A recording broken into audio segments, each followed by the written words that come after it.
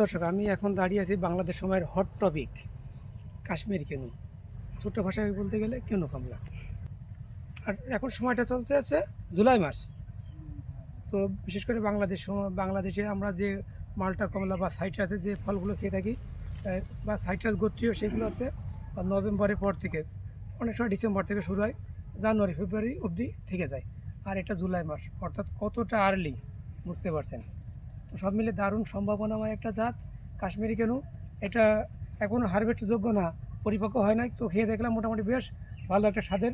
আর যখন হারভেস্টের মতো হবে বা হারভেস্ট করার উপযোগী হবে তখন কত সুন্দর সুন্দর লাগবে।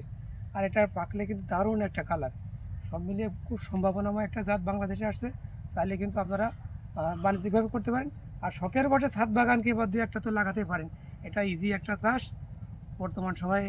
কি বলবো, সেই একই কথা, খুব আলোড়ন তুলেছে। তো আমি চাই যে আপনার বাগানেও একটা হোক এটা। ধন্যবাদ সবাইকে।